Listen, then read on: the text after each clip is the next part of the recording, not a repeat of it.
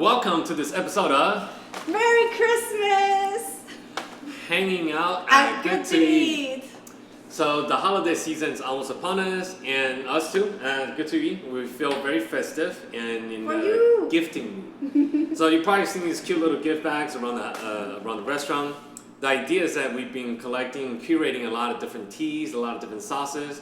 So next time you come in, you can pick a few and make a nice little gift basket for your friends and the loved ones. Nice. All right, so without further ado, we want to jump in and introduce some of these very special gifts for you guys. We have really good tea going on. So yeah, first off is this our unique blend of black rice tea. So it says black rice tea, but it's actually a blend of 3 different rice. So there's the black rice, or sometimes people call it forbidden rice, some brown rice, and some sushi rice. So we roast them over the pan very slowly. We want it to pop, but we don't want it to burn. And then we mix it with a little bit of jujubes, which is Chinese red date, and that gives just a hint of sweetness. And then a little bit of rooibos. So this is a very unique blend. Gives it's a very cozy, but this uncaffeinated, which is actually not a trend. More recently started to develop in Taiwan. People like to drink tea, but sometimes we want something uncaffeinated. So this makes a fantastic gift for those of you who want something like a herbal tea for your friends. Yeah, we literally drink this tea every night after shift. Yeah. There's always leftovers thanks to you all. All right, next up, I think we have a couple oolong tea. Yeah, I want to talk about oolong tea. We have 2 here, but first I want to make sure that everybody knows what's oolong tea. So oolong tea is a specific category of tea, just like green or black tea is. What's specific about the oolong is that it's oxidized moderately. Green tea would be barely oxidized, and black tea would be fully oxidized. Obviously, there's a range in these things. So for the oolong tea, you can oxidize it maybe 15%, and then you're gonna have something that's gonna be lighter, floral, maybe even bright. And then you could oxidize it to 40%, 45%, and then you're gonna have a deeper, rich, complex, nutty, darker colored drink. So here we have access to both of these worlds. So we have one on the lower spectrum of the oxidation, which is called green narcissus tea. This one is only oxidized 5%, to give you an idea. And it has not been roasted at all either, which is another treatment that you can do to teas. And this tea is very light, bright, floral, but I would say more peachy, more fruity actually. It smells wonderful. It's very nice, very good. It smells beautiful. Of course, it tastes also very wonderful. So if you have friends that like things that are more fruity notes, you know that they go into boba shops and they want the latest strawberry matcha moment. Something that is going to be lighter, less astringent, and fruity is going to be a good gift for them. Then we have the very well-known, maybe you do know, the charcoal roasted oolong tea. This one is a much more oxidized tea, 45% oxidized oolong. And not only it's been oxidized, but it's been roasted with charcoal as well. So what does that do to the flavor profile? So charcoal roasted is going to add a lot of smoky, nutty, caramelized, a much deeper, much earthier, I would say. It is in Taiwan a traditional craft to smoke under charcoal. The charcoal, right. It's a skill. It takes patience. It's not something you do 15 minutes and it's your all done. How long could this it takes hours. It takes hours because you wanted to do it low heat. You don't want to burn the tea. So it's a craft. And it's something that Chef Tony has grown up with. And it's very personal, this tea for her. Her grandpa was drinking this thing. And once you bought it and you make it at home, you will know. You smell it. It's a very iconic. It's just like your morning coffee. You know that smell. The chocolate roasted has this caramelized sweetness, but yet earthiness smell going on, and you're just ooh, I need tea now.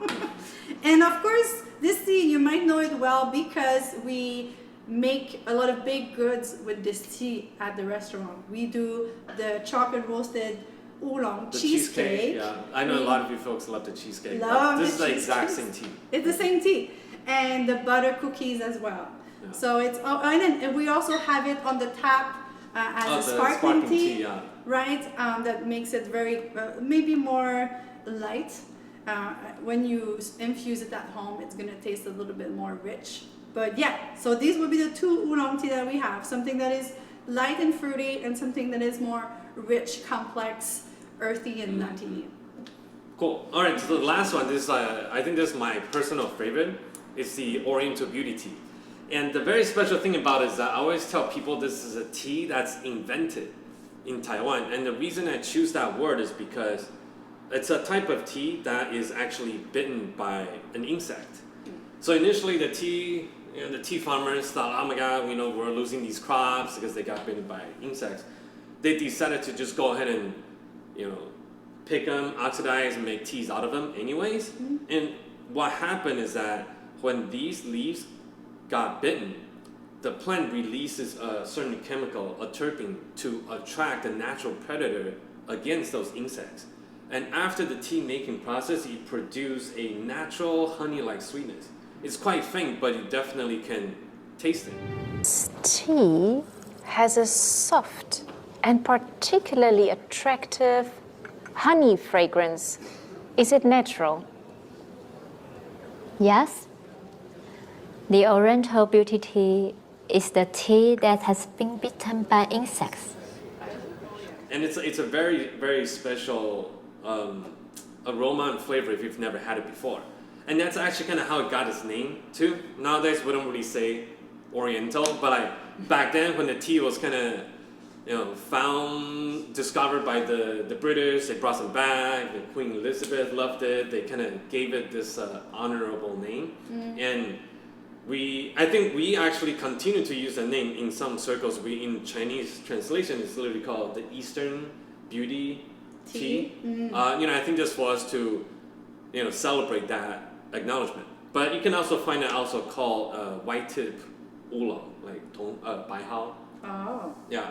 But it's higher oxidized, so you can tell like the color of the tea is it's darker. The brew it produces is also deeper. Oh, it's beautiful. Richer, it's like amber color.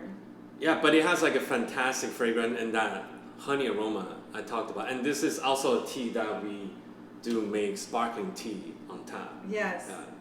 And this is also a great gift because it's always known as a premium tea. To make this tea, right, like there's a process of the bug bitten moment, and now while it happened maybe as an accident back in the days, who knows, now it needs to be somewhat engineered, right? You need this to happen to make this tea. And so therefore it's seen as a premium tea. You gift that to any of your Indian known family. Bring it to friends. family, visit. It's like, this is nice tea. Yes. Everybody's gonna feel the celebration mood for sure. Yeah. Cool. Okay. I think next we should talk about some of the sauces we got. Okay. All right. Okay. Let's do it. Ta-da! All right, Jessica. Do it with me. Dun, dun. Okay, Jess, you want to kick us off? You want to tell us about these bottles of oils here? Yeah, okay. So we have a smaller bottle here. This is a sesame oil. Obviously, sesame oil is a staple in most Asian kitchen.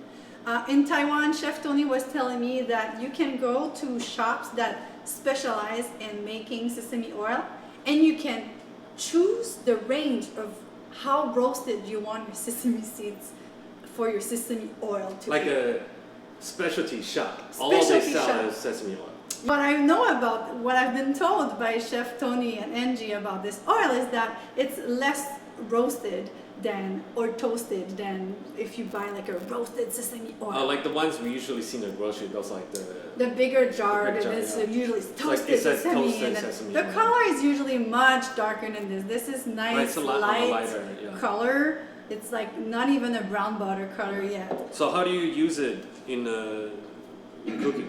Well, this is why the bottle is smaller. Like sometimes you've seen these big cans of sesame oil. These ones, if you want, you could even stir fry with. But this, you do not. That's why it's a smaller bottle. It's a finishing touch. Finishing touch, okay. So you would put it maybe a few drops on your soup, and then it layers richness, but also this roasted, delicate smell and aroma will just give a lot of layer to your soup, your braise. Of course, dipping sauce, salad dressing. You know, the sesame bottle is your oyster, as I like to say. But not the one, not for like sautéing, stir frying. No, I wouldn't use this on high heat for sure. Yeah. Cool. So what do you got here next? Well, we were just talking about tea. This is from the seed of the Camelia sinensis plant, the tea seed oil. And look at this. That's a gorgeous beautiful color. So again, let's talk about if you have a friend that has all of the staples, they love cooking, and you don't know what to offer them, this is the next step for them. This is a very, I would say, hard to get product. Right. You cannot go to a 99 ranch and get this. Why is it special? Well, of course, in Chinese medicine and traditions, these are also very good health benefits. But apart from that, it has a very special taste. To me, when I blossom it, like when I open it, when I use higher heat or braising my chicken at the beginning of a braise with it, it smells floral. It's just, I have not used any of the oil that can make me achieve that braised chicken that I've done once with this. It's phenomenal. It's something so fun to play with. You can use it at higher heat. You can use it as a salad dressing. You can really play with this. So for people who like to play and cook and experiment, this is great. It's hard to get a good quality of Camelia seed oil here that has not been processed in many different ways. So this is a phenomenal gift for And so would you say this is like not a neutral oil? It's got like quite a flavor. Yes. Character, oh, so. Definitely. It has a taste. It has a personality. I wouldn't say that it's like, I mean, sure, maybe it's a strong personality, but it's still very delicate and you can use it as is. Like one of the basic dish in Taiwan for this is just a noodle toss with this oil. So it's not too strong that it cannot be used as is. It's just when you use it, you're gonna taste it. It feels like it's present, but not in a slap in the face moment. But it's a versatile one. You can use very it for versatile. sautéing, high heat's okay. You can use it for sauces and whatnot. Yeah. Cool. Talking about sauces, do you want to talk about these soy paste and sauces? So one cool thing about these two is that, so this is a soy sauce and this is a soy paste. And both of these are actually gluten-free. Okay. And I think that's like the first thing that kind of is unique about them is they are made with black soybean and only black soybean. Unlike many of the other soy sauce that's out there, they usually have a little bit of wheat. These don't. And this is, I think, a very traditional Taiwanese style of soy sauce making. And because of the black bean. Because of the black bean, yeah. Because and no some wheat. of the Chinese one and the Japanese one, they will use the yellow soybean, yeah. right? But back in the days, Taiwan used to only use the black bean. Right. So this really gives a different flavor profile. And that's in particular the soy paste, you'll get that thicker consistency because they incorporate a little bit of glutinous rice in there. So it can still be good for making a sauce. You can also make it as like something as like a dipping sauce. Yeah. Or it can be added to a braise and things like that. So quite versatile. There's also going to be a little bit of sweetness. But I think if you have friends who are have gluten allergy, I think these will make fantastic, like very unique gifts for them to check out. Definitely. And I would say also another thing, maybe by eating at our restaurant you've noticed, but sweet savory is the thing among Taiwanese flavor profile.